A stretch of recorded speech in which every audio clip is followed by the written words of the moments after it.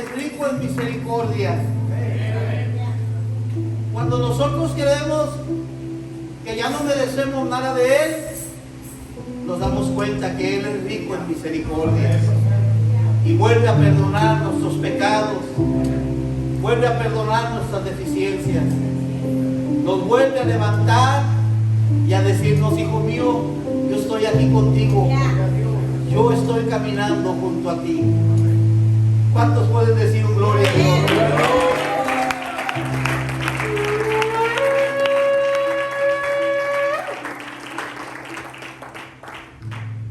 ¿Qué deseamos para el ministerio de la alabanza, hermanos? Ya pueden pasar y tomar sus lugares. Evangelio según San Juan, capítulo 5.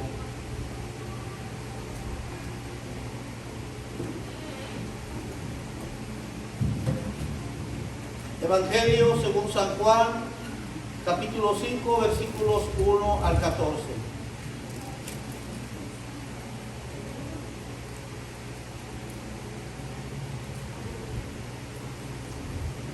Esta es una palabra, amados hermanos, que nos va a confrontar a todos por nuestra naturaleza, a todos. Empezando por este que está hablando. La palabra de Dios debe de confrontarnos cada día. Si no hay confrontación, no hay restauración. Y dice así la palabra en el nombre del Señor Jesucristo. Después de estas cosas, había una fiesta de los judíos, y subió Jesús a Jerusalén. Y hay en Jerusalén, cerca de la puerta de las ovejas, un estanque llamado en hebreo Betesda, el cual tiene 5 pórticos. En estos yacía una multitud de enfermos, ciegos, cojos y paralíticos que esperaban el movimiento del agua. Porque un ángel descendía de tiempo en tiempo al estanque y agitaba el agua. Y el que primero descendía al estanque después del movimiento del agua, quedaba sano de cualquier enfermedad que tuviese. Y había allí un hombre que hacía 38 años que estaba enfermo. Cuando Jesús lo vio acostado y supo que llevaba ya mucho tiempo así, le dijo: ¿quieres ser sano?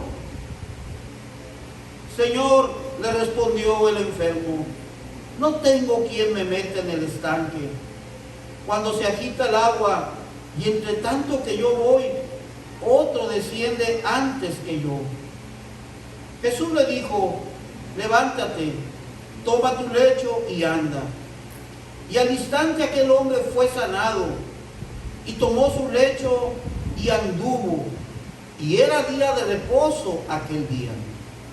Entonces los judíos dijeron a aquel que había sido sanado: es día de reposo, no te es lícito llevar tu lecho. Él les respondió: el que me sanó, él mismo me dijo: toma tu lecho y anda. Entonces le preguntaron: ¿quién es el que te dijo, toma tu lecho y anda? Y el que había sido sanado no sabía quién fuese, porque Jesús se había apartado de la gente que estaba en aquel lugar. Después le halló Jesús en el templo y le dijo: mira, has sido sanado, no peques más para que no te venga alguna cosa peor. Se ha leído palabra de Dios, hermanos. ¿Cuántos dicen gloria a Dios? Tomen asiento, amados hermanos, por favor.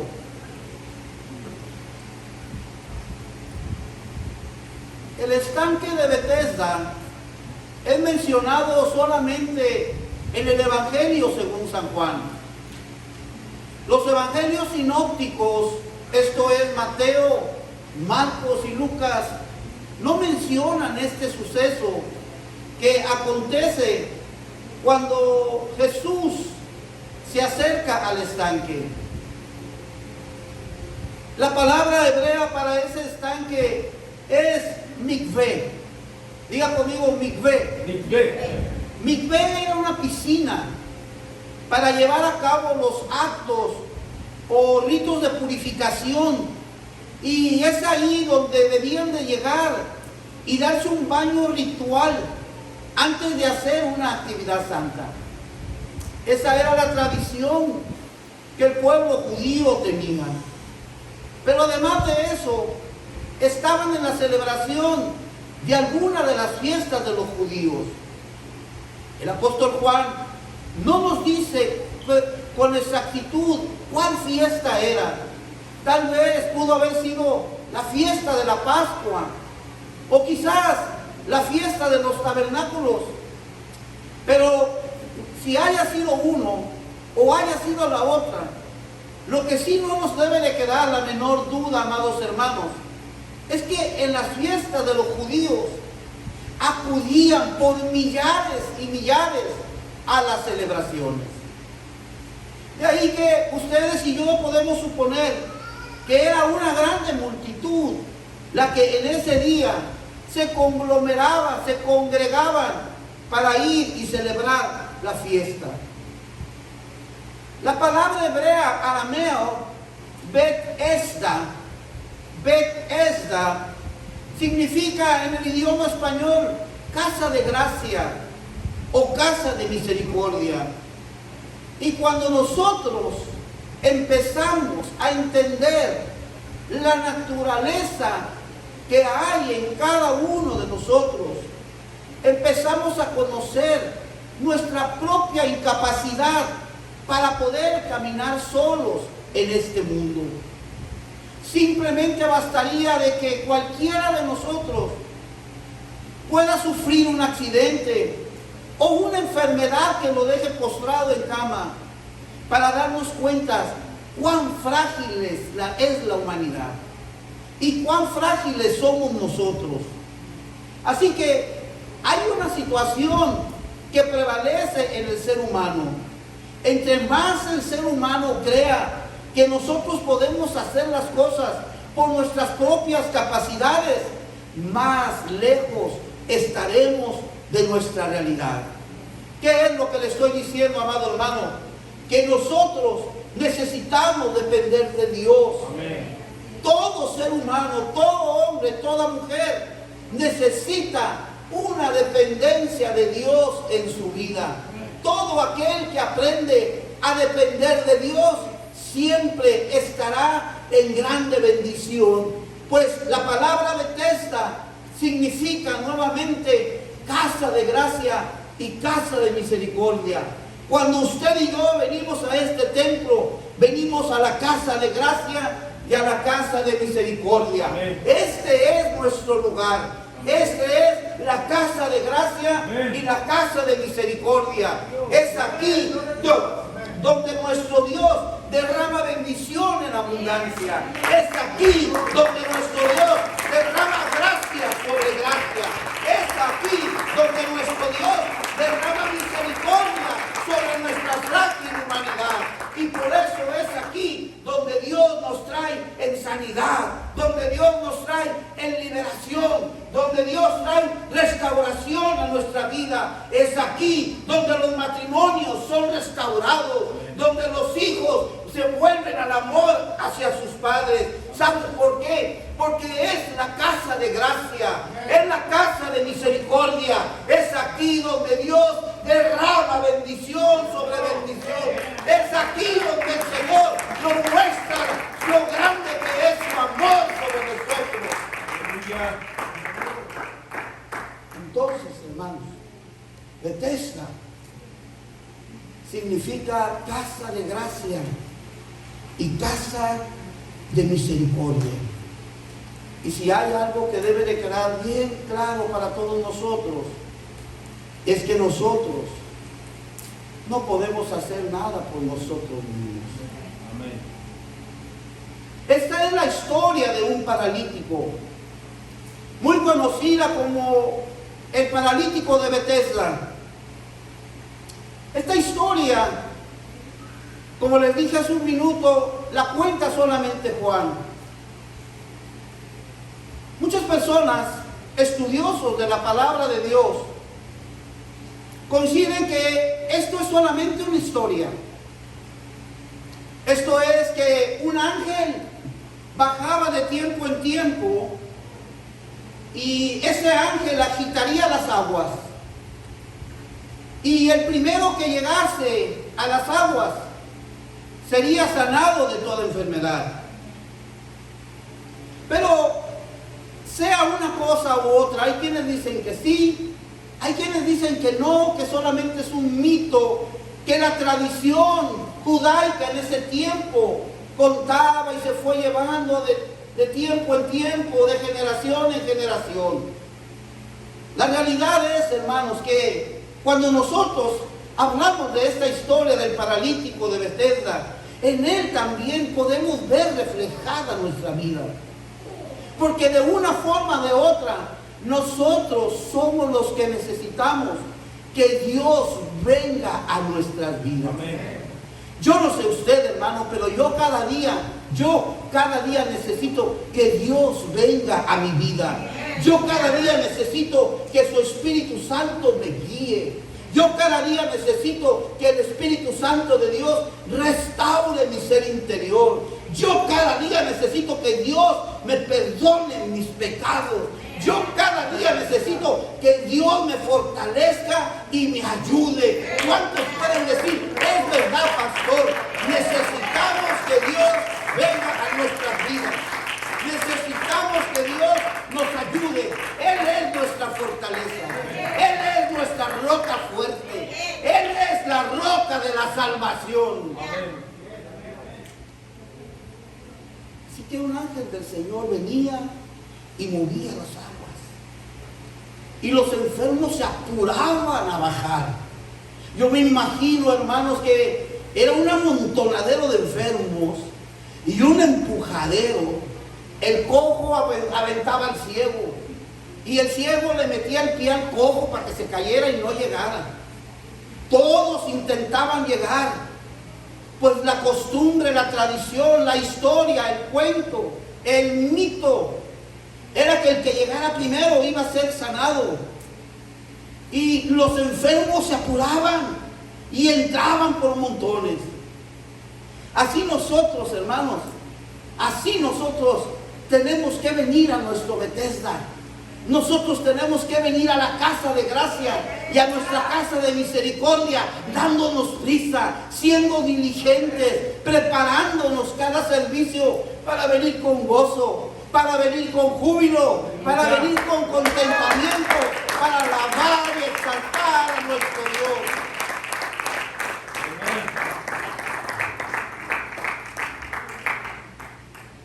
La pregunta es, ¿por qué el paralítico tenía 38 años y no había sanado?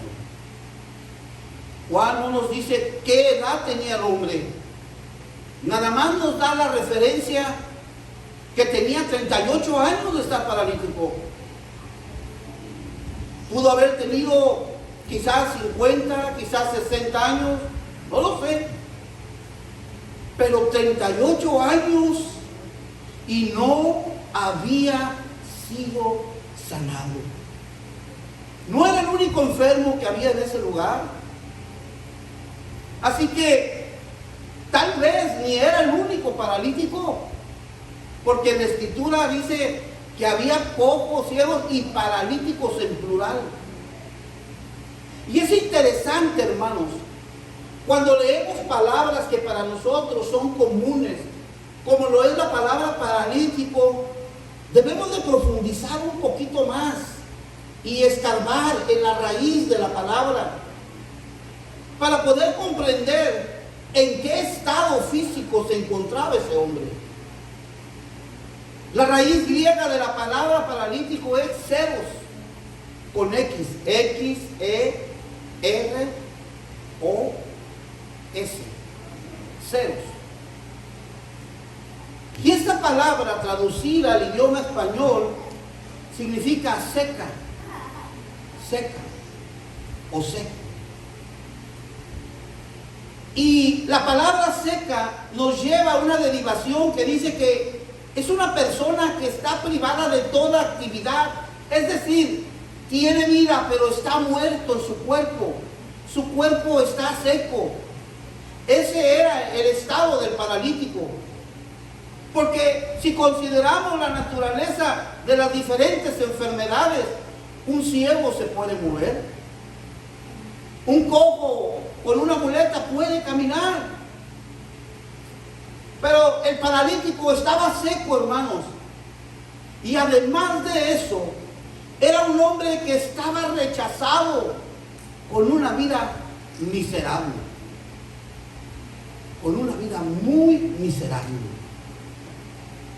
Y esa vida miserable, hermanos, es el resultado de lo que el pecado introdujo al mundo y a toda la humanidad. Esto es, la miseria humana hasta el día de hoy es inmensa. Es inmensa la miseria humana. Por eso es que cuando nosotros, por alguna razón, llegamos a estar en un hospital, o ir porque tuvimos que visitar a algún conocido, algún familiar, nos vamos a dar cuenta cuánto dolor hay, cuánto sufrimiento hay, cuánta muerte, porque la miseria humana, hermanos, es inmensa. Y toda esa multitud que estaba esperando en el estanque el momento en que el ángel supuestamente moviera el agua, nos deja ver la rebelión del pecado contra Dios. A mucha la gente que estaba ahí esperando por su milagro.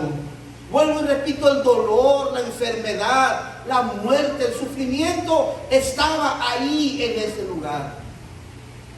El ser paralítico era lo peor que podía pasarle a un enfermo, porque para bajar al estanque de Betesda había que bajar unas escalinatas hasta la orilla del estanque. Y no era eso solamente lo peor en la vida del paralítico. Lo peor que a él le podía estar pasando era la inmensa soledad en la que él estaba viviendo. Es la soledad en su vida lo que lo está matando día a día. Así que la misericordia de Jesús, la compasión de Jesús, lo hace entrar en lugar. Y Jesús tuvo que haber visto a mucha gente, pero la mirada, los ojos de Jesús se van directamente sobre el paralítico que estaba ahí.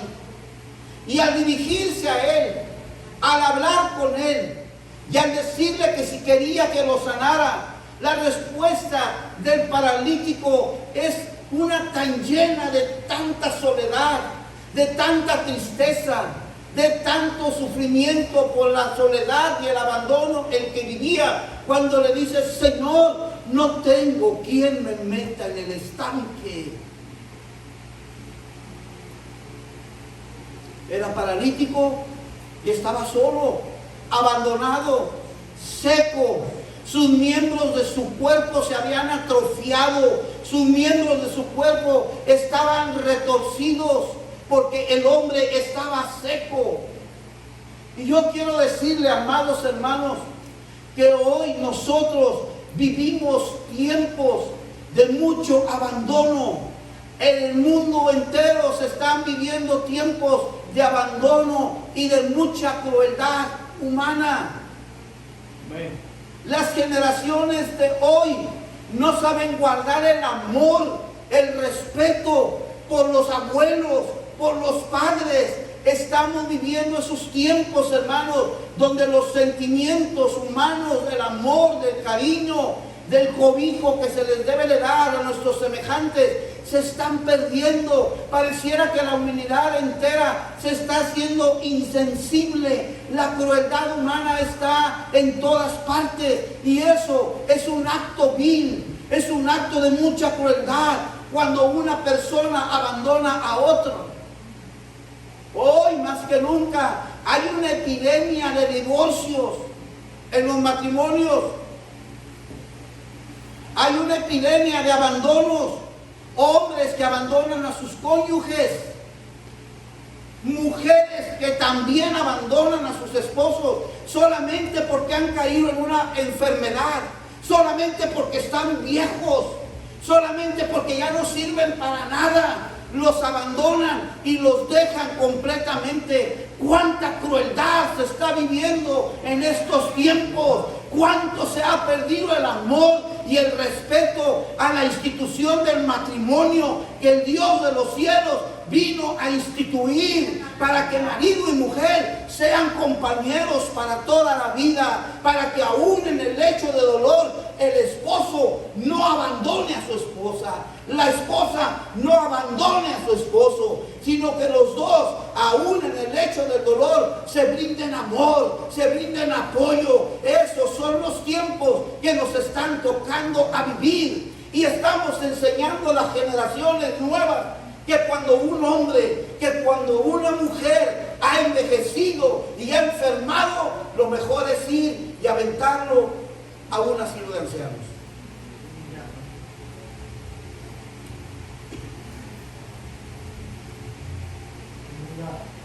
Abandonan a sus cónyuges cuando más los necesitan. Porque les estorban, porque ahora están enfermos, en enfermedades en las que la medicina dice no hay solución. Y la palabra apostólica nos instruye, nos enseña el amor que debe de haber entre los esposos. Efesios capítulo 5, versículo 28 al 32, al 33. Dice la palabra del Señor, Efesios capítulo 5, versículo 28 al 33. Así también los maridos deben de amar a sus mujeres como a sus mismos cuerpos. El que ama a su mujer, a sí mismo se ama. Porque nadie aborreció jamás a su propia carne, sino que la sustenta y la cuida, como también Cristo a la iglesia. ¿Y cómo es que amó Cristo a la iglesia? Cristo la amó con un amor incondicional hasta la muerte, hasta derramar la última gota de su sangre por su iglesia.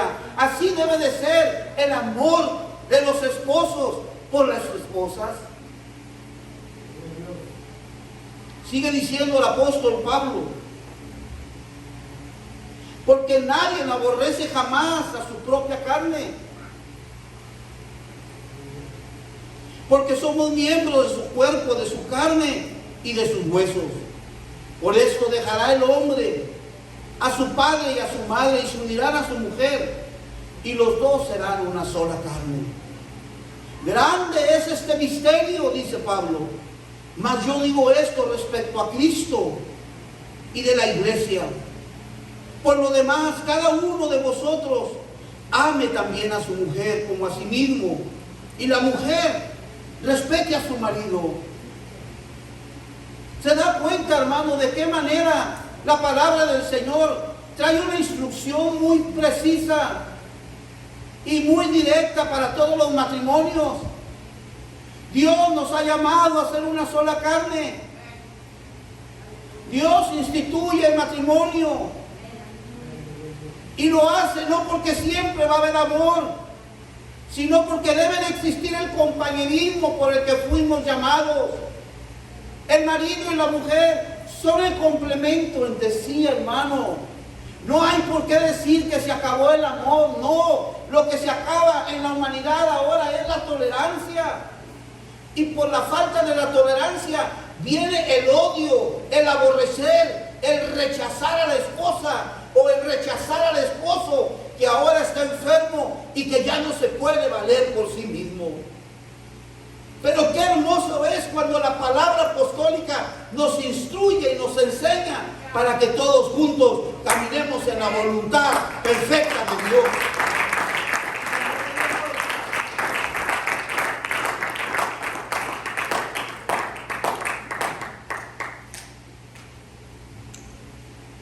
Cuánto amor, cuánta compasión de Jesús cuando solamente se acerca y le dice: ¿quieres ser sano?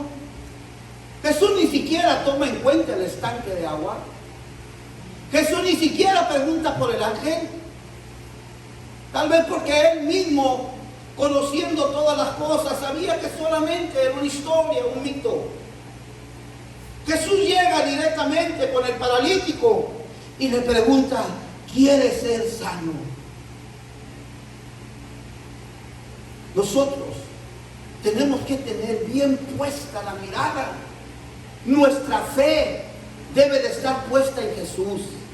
Nuestra fe nunca se debe de poner sobre las tradiciones, ni sobre las costumbres, ni sobre un mito, una creencia.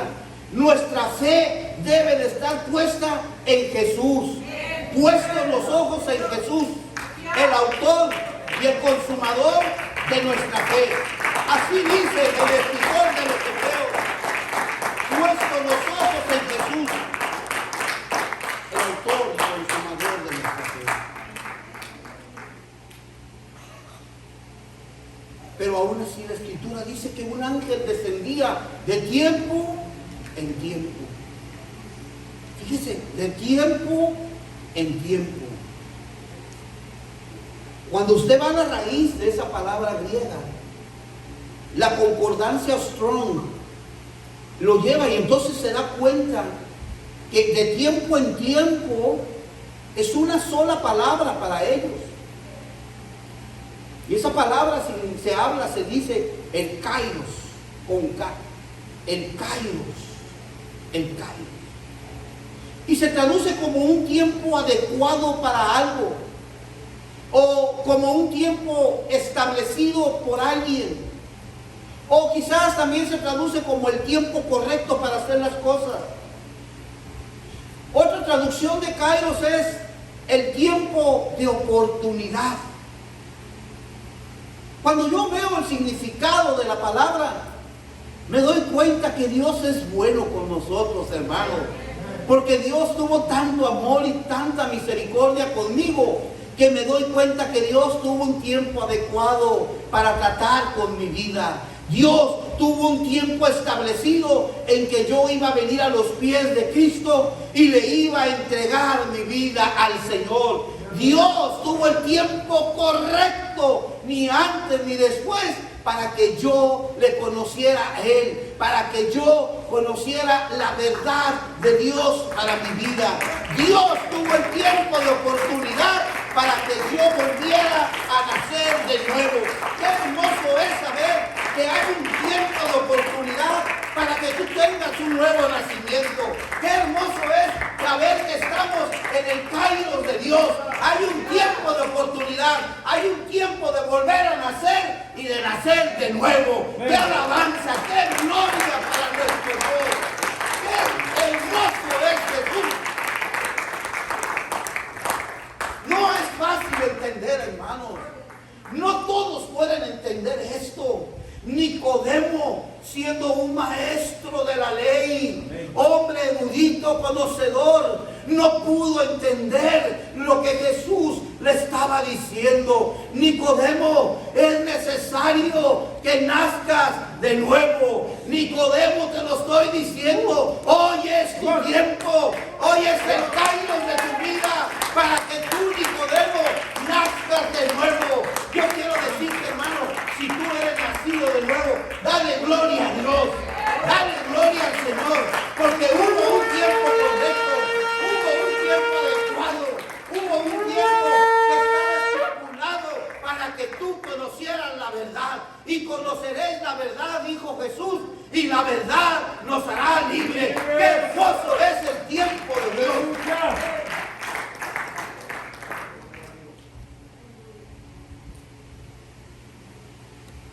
Jesús llega a ese lugar para romper con 38 años de una gran miseria humana en el paralítico.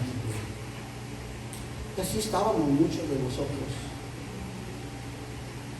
Si usted analiza su vida antes de Cristo, antes de haber llegado a los pies.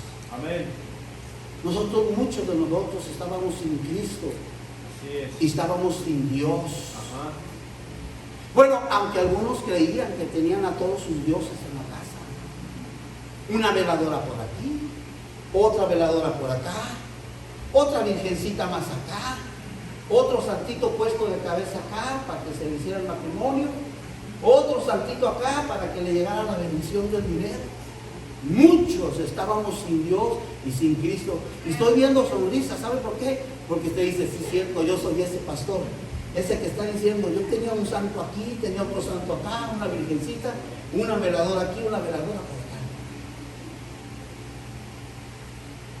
Porque estábamos sin Dios y sin Cristo. Estábamos tullidos y secos, sin la posibilidad de salvarnos a nosotros mismos.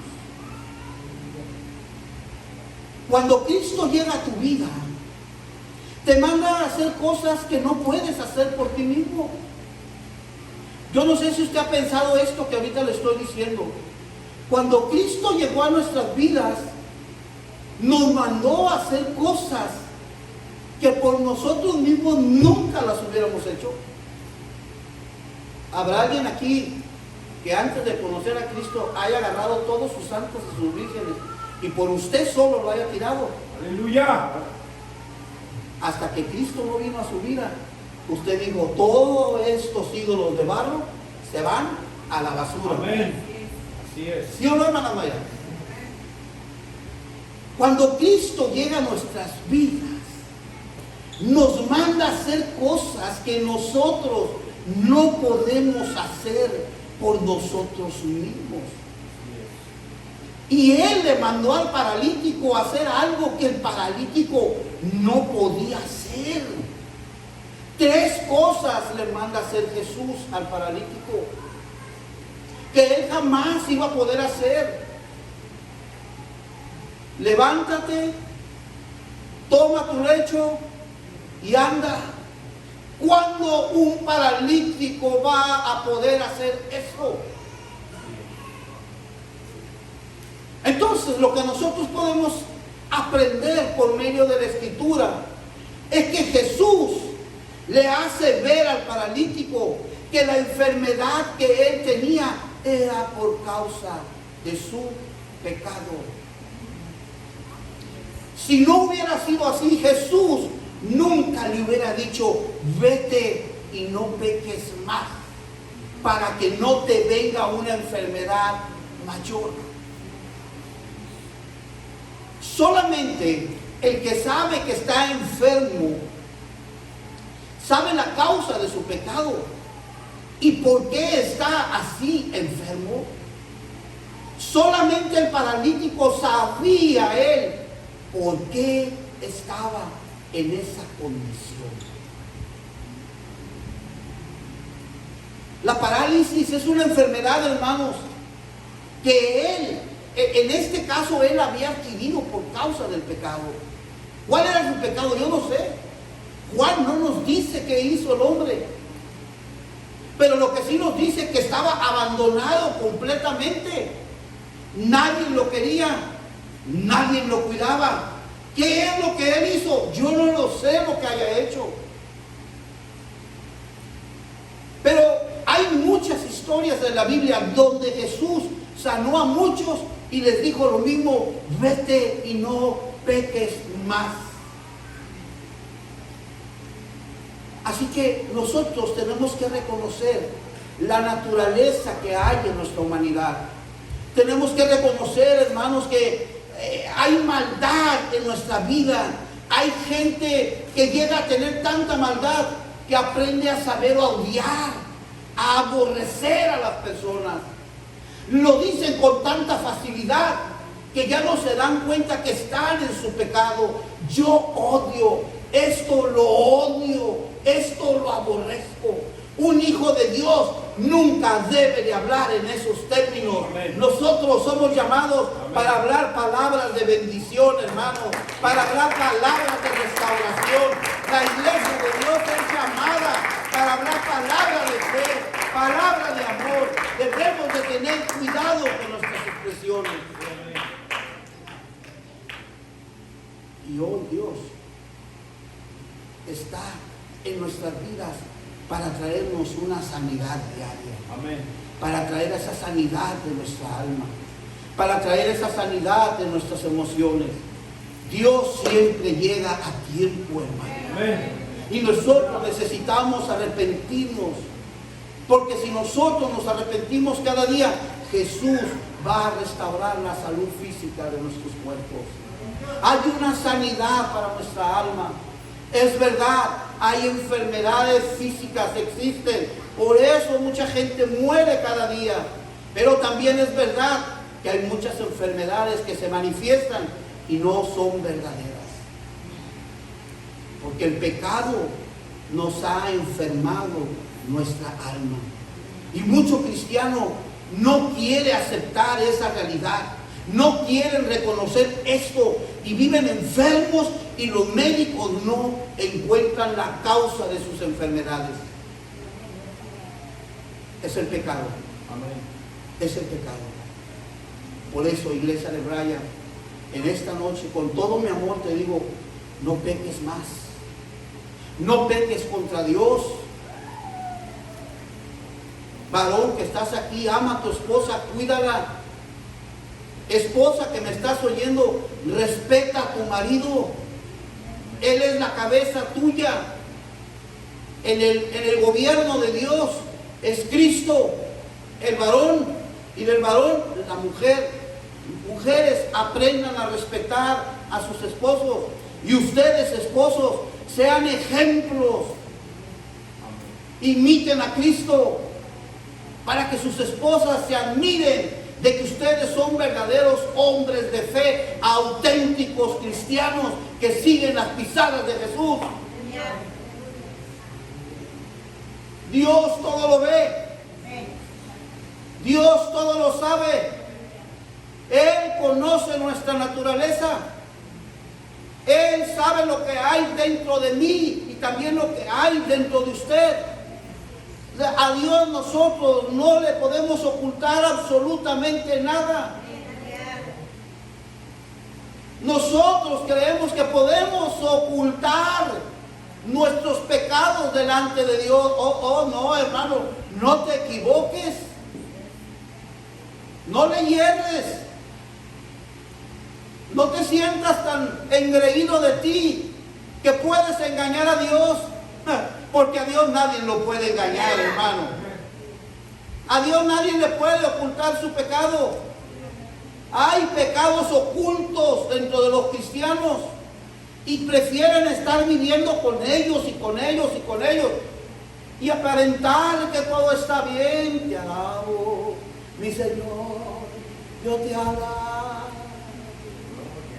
Y por dentro saben que están viviendo en pecado oculto.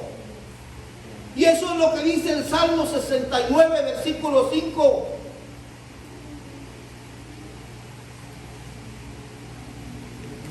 Dios, tú conoces mi insensatez, o sea, mi locura. El hombre queriendo ocultar su pecado, la mujer cristiana queriendo ocultar su pecado, no se da cuenta que cae en la locura, en la insensatez. Tú conoces mi insensatez y mis pecados no te son ocultos. A Dios nadie lo puede engañar, hermano. Amén. Dios todo lo ve. Dios todo lo sabe. Él lo conoce todo de nosotros. Recuerda, hermanos, que le has entregado tu vida a Jesucristo. Yo le entregué mi vida a Jesús. Usted le entregó su vida a Jesucristo. Él es el alfa, Él es el omega, Él es el primero, Él es el último. Él ya ha estado en tu pasado, Él ha estado en tu presente. Jesucristo ya está en tu mañana también. Él lo sabe todo de ti, hermano. Él tuvo un encuentro en un pozo. En el pozo de Sicar o en el pozo de Jacob. Tuvo un encuentro con la mujer samaritana y parecía que todo estaba bien en la vida de aquella mujer. Y Jesús establece un diálogo muy amplio con ella. Y al final le dice, le pide algo que la mujer no podía hacer. De la misma manera que Jesús le pidió al paralítico, levántate, toma tu lecho y anda, y no lo podía hacer. Es la misma forma que a la mujer samaritana Jesús le pide algo que ella no iba a poder hacer. Le dice, mujer, ve y trae a tu marido. Ahí se le acabó la fiesta. Tuvo que reconocer que no era cualquier hombre que estaba frente a él. Ahí se desbarató, ahí no pudo esconder lo que había en ella. Y le dijo, Señor, no tengo marido. Bien has dicho, porque 5 esposos has tenido y el que tienes ahora no es tu marido, es tu amante. Por eso, hermanos, Jesús sabe todo de nosotros. Jesucristo conoce todo de mí y todo de usted. No ocultes tus pecados. Es mejor que cada que vengas al altar dejes aquí tus pecados y se lo entregues al Señor y le digas, Señor, yo no puedo. Señor, necesito tu ayuda. Señor, ayúdame. Señor, líbrame de esto que estoy viviendo. Señor, tú eres el único que puede limpiarme. Tú eres el único que puede lavarme. ¿Y sabes qué, hermano? El Señor no te va a dejar así. El Señor Jesús no te va a dejar así. Él es misericordioso. Cristo te ama. Cristo es rico en misericordia. Él nunca se ha olvidado de ti. El Señor no te va a dejar así. Pero tienes que dejar de vivir en tus pecados ocultos para que no te venga una enfermedad. ¿Cuántos dicen gloria a Dios? Gloria a Dios.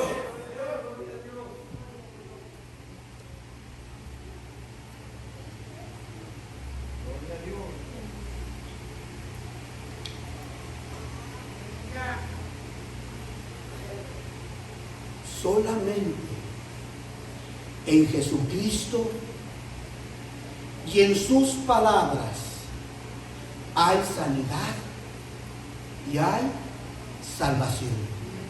Amén. Escuche bien. En su palabra del Señor hay poder y hay autoridad sobre toda naturaleza humana. Es tal la autoridad de Jesús que con su palabra Él ordenó al mar que se callara y enmudeciera, y el mar le obedeció. Es tal el poder en las palabras del Señor, porque su palabra es viva y es eficaz y más cortante que toda espada de 2 filos. Así que cuando Jesús le suelta la palabra al paralítico y le dice, levántate, toma tu lecho y anda, el paralítico ya estaba completamente sanado. Como que no lo vi muy convencidos. Se lo voy a decir de esta manera. Ponga atención. Lázaro tenía 4 días de muerto. La escritura dice que ya apestaba, ya gedía, ya estaba en descomposición el cuerpo. Y Jesús llega frente a la tumba de Lázaro para obrar con su palabra y su poder y su autoridad el milagro de la resurrección de Lázaro.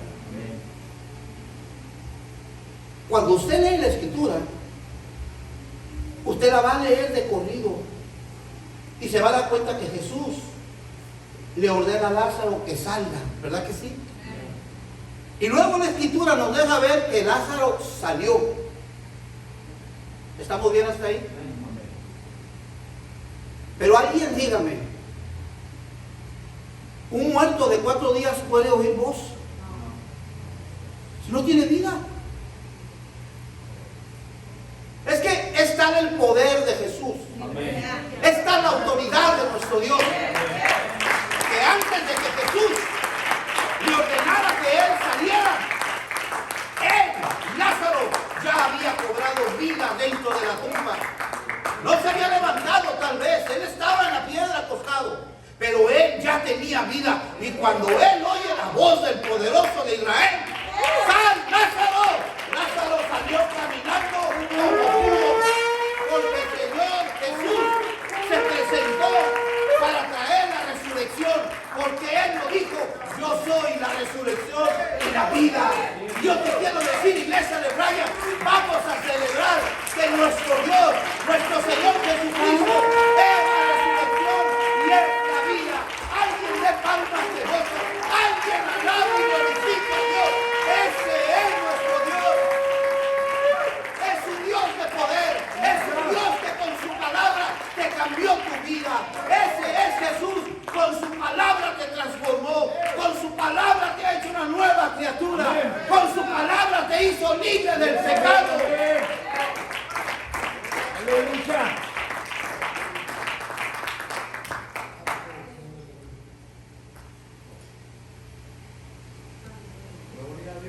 Así que el paralítico tenía su confianza en el estanque y en el ángel que se aparecía. Era malo el ángel, hermano, fíjese, nada más salvaba a uno. ¿Usted va a creer eso? ¿De veras usted va a creer que Dios nada más va a enviar un ángel para que salve a uno? No, mi hermano. Pero él tenía puesta la confianza en la historia que se venía contando, en el ángel y el movimiento del agua. Ya voy a terminar. Si quiere pasar el ministerio de alabanza, por favor. Pero yo te quiero preguntar, ¿en quién tienes puesta tu confianza? ¿Dónde debe de estar puesta toda tu confianza? El verdadero problema de este hombre, hermanos, era su pecado que estaba en él. ¿Cuál es? Yo no lo sé. Pero Jesús sí lo sabía. ¿Qué pecado podía tener el paralítico? Vuelvo y repito, no lo sé. Pero Jesús viene para decirle que no vuelva a pecar más, para que no le venga una enfermedad peor y mayor. Tal vez había blasfemado contra Dios. Tal vez estaba enojado contra Dios porque por muchos años él no había podido bajar al estanque. A lo mejor era un hombre que había aborrecido a su esposa y que la había abandonado y por eso ahora estaba solo. A lo mejor tenía odio hacia su familia y por eso ninguno de su familia estaba con él. No sabemos. No sabemos. Pero lo que sí sabemos por la palabra del Señor es que ahora su cuerpo sí se podía mover. Ahora sí podía mover su cuerpo. Ahora sí podía levantarse y caminar y tomar su camilla, aunque fuera criticado por los fariseos religiosos de su tiempo. ¿Quién te dijo que cargaras tu camilla? El que me sanó me dijo que tomara mi lecho y que empezara a caminar. Gloria a Dios. Aleluya. ¿Sabes qué quiere decir eso? Para ti que caminas en Cristo quiere decir que te apartes del pecado. Esas dolencias que tienes, esa manera de ser en tu carácter tan sucio, no le agrada a Dios. Ese es tu pecado. Y usted viene a esta congregación apostólica para que su vida sea transformada. Amén. Para que tu vida sea cambiada. Si no, entonces, ¿qué caso tendría que vinieras a estar cada servicio, estar oyendo y oyendo a este pastor estar hable y hable y hable y hable? Levántate, toma tu lecho y anda. Pero ya es tiempo. Hoy es el Kairos de Dios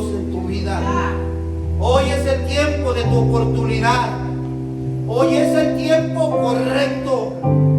Hoy es el tiempo que el Señor tiene establecido para que te apartes de tu pecado. Está en ti. Puede ponerse en pie si usted quiere. Él sabía que una vez que había tomado su lecho, iba a ser hostigado por los judíos religiosos. Pero a ella no le iba a importar eso, porque el dador de la vida lo había hecho libre de su pecado. La primera carta del apóstol Juan, en el capítulo 3 y en el versículo 8,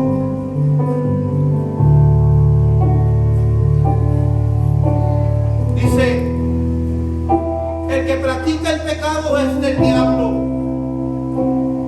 Así dice.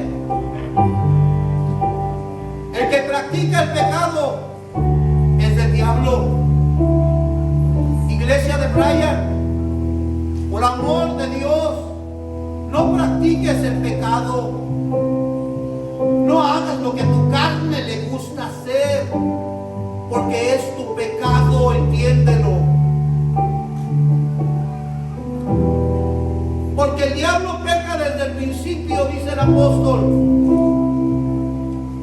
Pero para esto, escucha bien, apareció el Hijo de Dios para deshacer las obras del diablo. ¿Cuántos creen esa palabra? Yo creo en esta palabra. Para esto apareció Jesucristo, para deshacer las obras del diablo.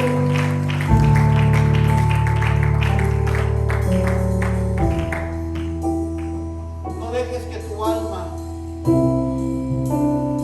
tu alma preciosa que le pertenece a Jesús se enferme por causa de tu pecado. No, hermano. Costaste la sangre preciosa de Cristo. La sangre de Dios